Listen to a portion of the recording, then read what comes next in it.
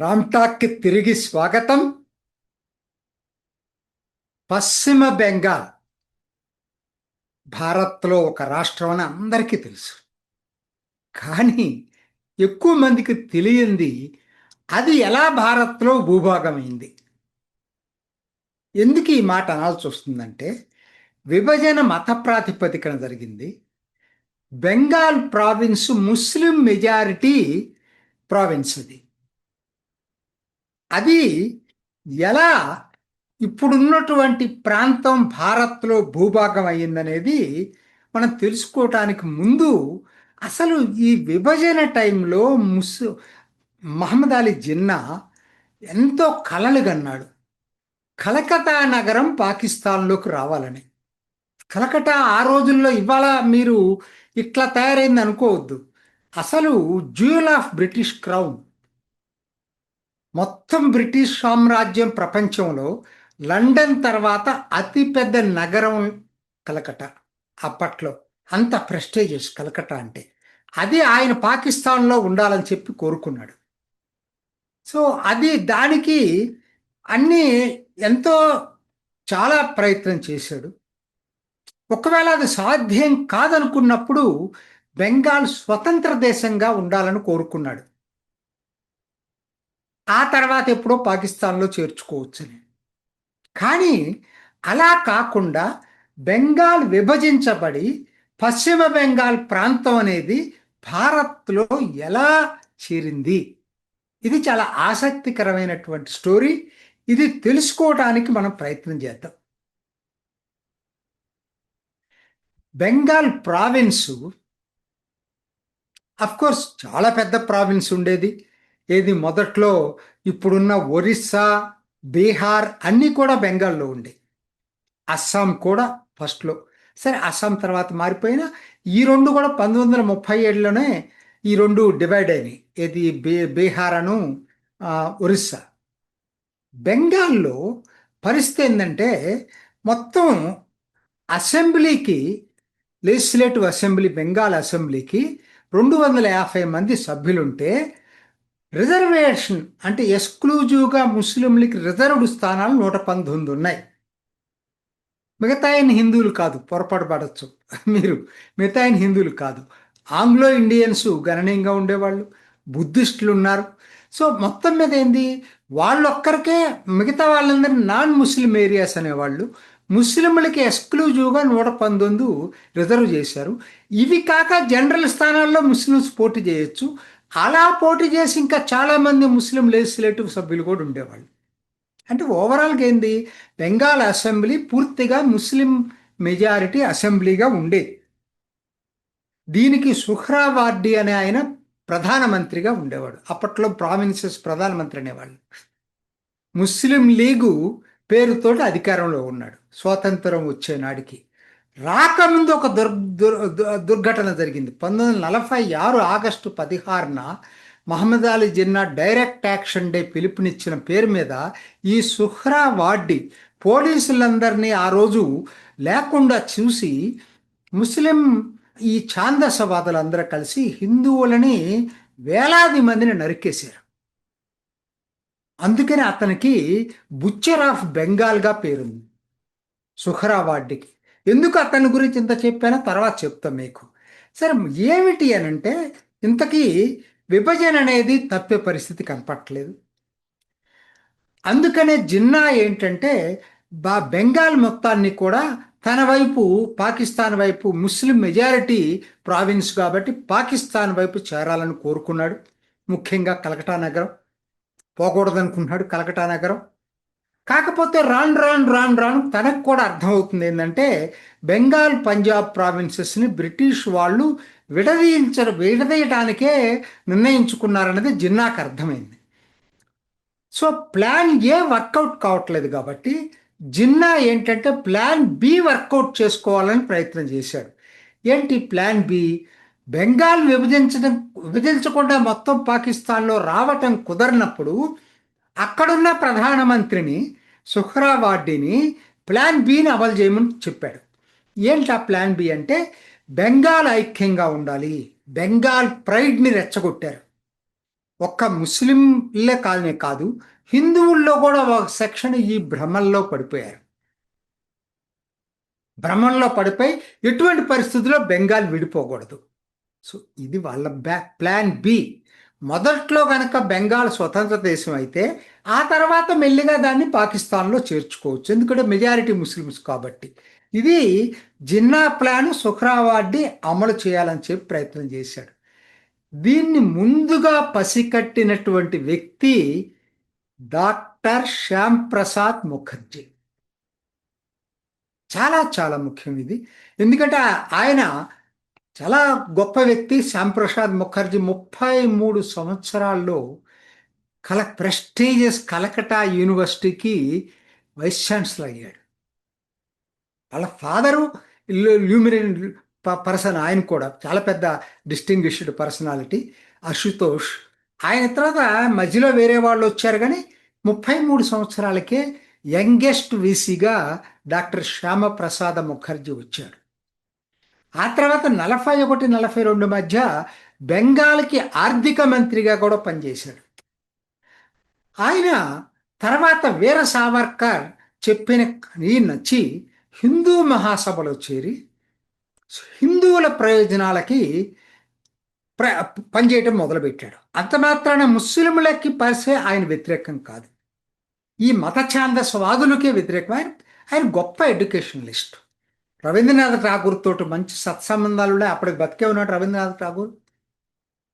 ఎందుకు చెప్పాల్సి వస్తుందంటే ఇదంతా కూడా ఆ డాక్టర్ శ్యామ్ ప్రసాద్ ముఖర్జీ ముందుగా పసిగట్టి అందరినీ మేల్కొల్పాడు. ప్రజల్ని, ఎమ్మెల్యేలని, ఎంపీలని, అటు నెహ్రూ, పటేల్, వైస్రాయ్ని అందరినీ మేల్కొల్పాడు. వాళ్ళ పాకిస్తాన్ యొక్క ఉద్దేశం ఏంటి, వాళ్ళ ప్లాన్స్ ఏంటి అనేది ఎడ్యుకేట్ చేశాడు. ఇందుట్లో భాగంగా ఇంకా చాలా జరిగినాయి. అవి మీకు ఒక్కసారి చెప్పడానికి నేను ప్రయత్నం చేస్తా, స్లైడ్ ద్వారా చెప్పడానికి ప్రయత్నం చేస్తా. ఇది మనకు జరిగింది ఆగస్టు 15 కదా విభజన.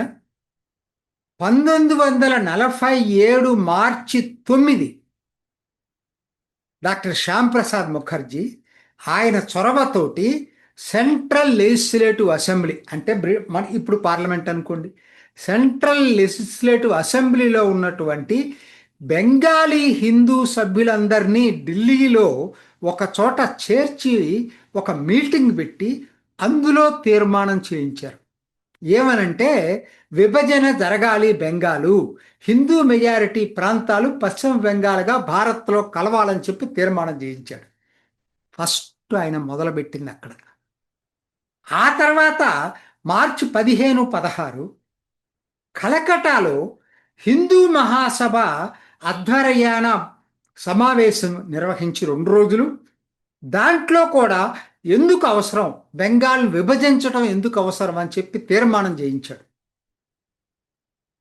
ఆ తర్వాత విస్తృతంగా ఒక్క హిందూ మహాసభ వాళ్ళే కాదు, విస్తృతంగా హిందువులందరినీ కలిపి బెంగాలీ హిందూ మహాసభలాగా తారకేశ్వరి కాన్ఫరెన్స్గా ఇది ప్రసిద్ధి.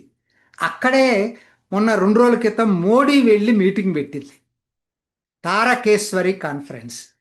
ఆ తారకేశ్వర్ అనే చోట 1947 ఏప్రిల్ 4-6 మధ్య విస్తృత హిందూ మహాసభ, హిందూ మహాసభ కాదు ఇది, అందరినీ హిందువులు అందరినీ కలిపి ఒక బహిరంగ సభ పెట్టి దాంట్లో ఇంకో తీర్మానం చేయించారు, బెంగాల్ విభజన జరగాలి అని చెప్పి. ఇది చాలా కీలకం. ఇదే మలుపు తిప్పింది గేమ్ చేంజర్గా. దీనికి సమావేశానికి అధ్యక్షత వహించింది ఎవరో తెలుసా? అప్పటికే ప్రఖ్యాతి చెందినటువంటి వ్యక్తి బారిస్టర్ నిర్మల్ చంద్ర చటర్జీ. ఈయన కలకటాలో వెరీ ఫేమస్ పర్సనాలిటీ ఆ రోజుకి. ఆయన ఎవరో కాదు, సిపిఎం లోక్సభ ప్రతిపక్ష నాయకుడుగా పనిచేసిన సోమనాథ్ చటర్జీ, లోక్సభ స్పీకర్గా పనిచేసిన సోమనాథ్ చటర్జీ తండ్రి, స్వయానా తండ్రి. ఆయన హిందూ మహాసభకి నాయకుడు. ఆయన అధ్యక్షత వహించి డాక్టర్ శ్యామ్ ప్రసాద్ ముఖర్జీ ఈ తారకేశ్వరి సమావేశాన్ని నిర్వహించాడు. అదే గేమ్ చేంజర్, అదే కీలక మలుపండి.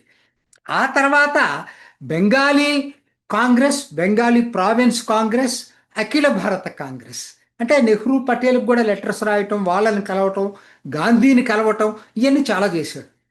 సో ఆ తర్వాత వాళ్ళు కూడా తీర్మానం చేశారు బెంగాల్ విభజన జరగాలి అని చెప్పి. అలా ఆయన మెల్లిగా మొదలుపెట్టింది, చివరికి అది పెద్ద ఇదైంది. దాన్ని చివరికి ఏం చేశాడో తెలుసా? 1947 మేలో హిందూ మహాసభ, కాంగ్రెస్ సంయుక్తంగా ఓ పెద్ద బహిరంగ సభ పెట్టారు కలకటాలో, బెంగాల్ విభజన జరగాలని. ఇంత బ్యాక్గ్రౌండ్ చేశాడు. అక్కడే కాదండి, ఆ తర్వాత 76 చోట్ల పశ్చిమ బెంగాల్లో హిందువులందరూ పశ్చిమ బెంగాలు కావాలి, విడిపోవాలని చెప్పి, కోరుకోవాలని చెప్పి అవేర్నెస్ క్యాంపెయిన్ చేశాడు. మొత్తం సంయుక్తంగా జరిపారు, మహాసభ కాంగ్రెస్ అందరినీ కలుపుకొని, సెక్టేరియన్గా చేయలే. ఒకవైపు ఇది జరుగుతూ ఉంటే నేతాజీ సుభాష్ చంద్రబోస్ అన్న శరత్ చంద్ర బోస్, ఆయన కాంగ్రెస్ నాయకుడు, ఆయన మాత్రం ఈ సుహ్రావార్డీ ప్లాన్ బి ఏదైతే చెప్పానో చూసారా, ఆ వలలో పడిపోయాడు. బెంగాల్ని చేల్చటమా, అమ్మో ఐక్య బెంగాల్ ఉండాలి, బెంగాల్ని చేల్చకూడదని చెప్పి ఎవరైతే నరహంతకుడు సుహ్రావార్డీ 1946 ఆగస్టు 16న ఊచకోత కోసాడో వేల మందిని, అదే వ్యక్తితోటి చేతులు కలిపి ఒక ఒప్పందం చేసుకున్నాడు శరత్చంద్ర బోస్. ఎటువంటి పరిస్థితుల్లో బెంగాల్ని చీల్చనివ్వం, ఐక్యంగానే ఉంచుతామని చెప్పి. ఆ తర్వాత పత్రికలు ఒపీనియన్ పోల్స్ తీసినాయి. అప్పటికే శ్యామ్ ప్రసాద్ ముఖర్జీ చేసినటువంటి క్యాంపెయిన్ సత్ఫలితాలను ఇచ్చింది. బెంగాలీ, పశ్చిమ బెంగాల్లో ఉన్నటువంటి అందరూ కూడా దాదాపుగా 90% బెంగాల్ విభజన జరగాలని కోరుకున్నారు. ఇదంతా ఇప్పుడు జరిగింది తెలుసా? బ్రిటిష్ ప్రధానమంత్రి అట్లీ బ్రిటిష్ పార్లమెంట్లో జూన్ 3వ తేదీ భారత్ పాకిస్తాన్ విడదీయబోతున్నాం అని చెప్పి చేసిన ప్రకటనకు ముందే ఆ భౌమిక పూర్వ రంగాన్ని తయారు చేసి పెట్టింది డాక్టర్ శ్యామ్ ప్రసాద్ ముఖర్జీ. ఆ తర్వాత ఇది మరి 1947 జూన్లో స్వాతంత్రోద్యమ ఇండియా ఇండిపెండెన్స్ యాక్ట్ అని ఒకటి తీసుకొచ్చింది బ్రిటిష్ పార్లమెంటు. దాని ప్రకారంగా ఒక ప్రొసీజరు, బెంగాల్ పంజాబ్ని ఎలా డివైడ్ చేయాలో ప్రొసీజర్ ఎవాల్వ్ చేశారు. ఆ ప్రొసీజర్ ప్రకారంగా జూన్ 20వ తేదీ 1947 బెంగాల్ అసెంబ్లీ తీర్మానం చేసింది. ఆ తీర్మానమే బెంగాల్ని విభజించడానికి భూమిక అయింది. ఆ తీర్మానానికి కూడా డాక్టర్ శ్యామ్ ప్రసాద్ ముఖర్జీ ఎంతో కష్టపడ్డాడు. బెంగాల్ లెజిస్లేటివ్ అసెంబ్లీలో ఉన్న హిందూ ఎమ్మెల్యేలు అందరినీ కలిసి దీని ఆవశ్యకతను నొక్కి వక్కాణించాడు. పార్టీలకు అతీతంగా అందరూ కూడా విభజన కావాలని ఓటేశారు. ఆశ్చర్యం ఏంటంటే, నేను నిన్న ప్రొసీడింగ్స్ చూస్తూ ఉంటే దాంట్లో జ్యోతిబాస్ పేరు కూడా ఉంది. అప్పటికే జ్యోతిబాస్ లెజిస్లేటివ్ అసెంబ్లీలో ఉన్నాడు. ఆయన కూడా విభజనకు అనుకూలంగా తీర్మానం చేశాడు. సరే, ఆ జరిగిన తీరు కూడా ఒక్కసారి మీకు తెలియాలి. అసెంబ్లీలో ఎలా జరిగిందనేది కూడా. ఆ రోజు ముందుగా ఏం జరిగిందంటే 11:30కి 2గా డివైడ్ అయింది మొత్తం అసెంబ్లీ. అది ప్రొసీజర్, ఇండిపెండెన్స్ యాక్ట్లోనే ఉంది ఆ ప్రొసీజర్. సో ముస్లిం మెజారిటీ ప్రతినిధులు, హిందూ మెజారిటీ జిల్లాల ప్రతినిధులు సపరేట్గా కలిశారు, విడివిడిగా సమావేశం ఏర్పాటు చేసుకున్నారు. దాంట్లో ఒకరు, దీంట్లో ఒకరు కాదు, మాకు జాయింట్ సమావేశం కావాలని కోరారు. అలా కోరితే జాయింట్ సమావేశం పెట్టాలని చెప్పి ప్రొసీజర్లో ఉంది. అది పెట్టింది కాబట్టి 3 గంటలకి మొత్తం అసెంబ్లీ జాయింట్ సమావేశం పెట్టారు. ఆ సమావేశంలో ఐక్య బెంగాల్ ఉండాలని చెప్పి తీర్మానం చేశారు. 126 మంది అనుకూలంగా, 90 మంది వ్యతిరేకంగా ఐక్య బెంగాల్కి తీర్మానం చేశారు. ఆ తర్వాత మళ్ళా 3:30కి విడివిడిగా మళ్ళా సమావేశం అయ్యారు. ముస్లిం మెజారిటీ దీంట్లో ప్రతినిధుల సభలో 106 మంది ఐక్య బెంగాల్ ఉండాలని వేస్తే 35 మంది వ్యతిరేకంగా ఓటేశారు. అదే హిందూ మెజారిటీ వ్యక్తులు దీన్ని ఐక్య బెంగాలు, హిందూ మెజారిటీ ముస్లిమేతరులు, హిందూ అనలేదు, అదే అంటే హిందూ, బుద్ధిస్టు, ఇంకా వీళ్ళందరూ కలిపి అనుకూలంగా 58 మంది వేస్తే వ్యతిరేకంగా 21 మంది తీర్మానం చేశారు. ఇదండి విభజన జరిగిన తీరిది. దీనికి శ్యామ్ ప్రసాద్ ముఖర్జీ పడ్డ కష్టాలు అన్నీ ఇన్ని కాదు.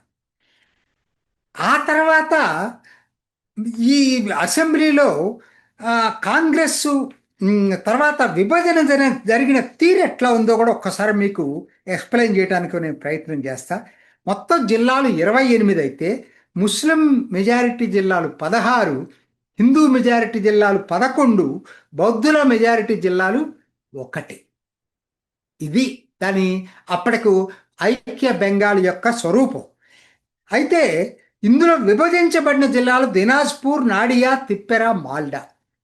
అటు తూర్పు పాకిస్తాన్కి వెళ్ళి ఇటు పశ్చిమ బెంగాల్కు వచ్చినాయి. ఎందుకు వచ్చినాయి ఇట్లా? రావటంలో కూడా శ్యామ్ ప్రసాద్ ముఖర్జీ ప్రముఖ పాత్ర పోషించాడు. ర్యాడ్ క్లిఫ్ మీకు తెలిసి ఉంటుంది, మ్యాపుల దగ్గర పెట్టుకొని ఆయనకు భారత్ ఏంటో తెలియదు, అప్పుడే వచ్చి మ్యాపుల దగ్గర పెట్టుకొని విభజించాడు. ఆ ర్యాడ్ క్లిఫ్ని కలిసి శ్యామ్ ప్రసాద్ ముఖర్జీ ఎక్స్ప్లెయిన్ చేశాడు, మీరు ఒక ముస్లిం మెజారిటీ జిల్లా ఉంది కదా, మొత్తాన్ని ఇవ్వాల్సిన పని లేదు, అట్లానే సబ్ డివిజన్ కూడా ఇవ్వాల్సిన పని లేదు, మీరు ఒక ఠానాని బేసిక్గా తీసుకోండి. ఠానా అంటే పోలీస్ స్టేషన్. పోలీస్ స్టేషన్ బేసిస్గా తీసుకొని విభజించండి అని చెప్పాడు. దానికి ఆయన ఒప్పుకున్నాడు ర్యాడ్ క్లిఫ్, ఆయన కన్విన్స్ చేయగలిగాడు. దానివల్లనే ఈ దినాజ్పూర్, మన వైపు ఉన్న north Dinajpur, south Dinajpur, Nadia, అట్లానే తిప్పెర అంటే త్రిపురలో ఉన్నటువంటి మిగతా ప్రాంతాలు, మాల్డా, ఇవి జిల్లా మొత్తం తూర్పు పాకిస్తాన్కి వెళ్లకుండా విభజించబడ్డాయి. ఇది శ్యామ్ ప్రసాద్ ముఖర్జీ వలన జరిగినటువంటి కంట్రిబ్యూషన్ అది. అయితే ఇక్కడ ఒకటి జరిగింది గమ్మత్తు. ముస్లిం మెజారిటీ ముర్షిదాబాదు జిల్లా భారత్కు వచ్చింది. దిగువన రైట్ సైడ్ ఉంటుంది బంగ్లాదేశ్లో, ఖుల్నా, మన సరిహద్దులు ఉండే ఖుల్నా హిందూ మెజారిటీ జిల్లా. ఆ జిల్లా బంగ్లాదేశ్కి వెళ్ళింది. బంగ్లాదేశ్ అంటే అప్పటికి తూర్పు పాకిస్తాన్. ఎందుకు జరిగింది ఇదంటే, దానికి వాళ్ళు చెప్పిన కారణం ఏంటంటే, బ్రిటిషర్సు ఈ ముర్షిదాబాదులో ఈ భాగీరథి నది అంటారు, అదే కిందకోసరికి హుగ్లీ నదిగా మనం పిలుస్తాం. ఈ భాగీరథి నది అక్కడే ఉంది, ఆ ఫరక్కా అదంతా కూడా అక్కడే ఉంటుంది.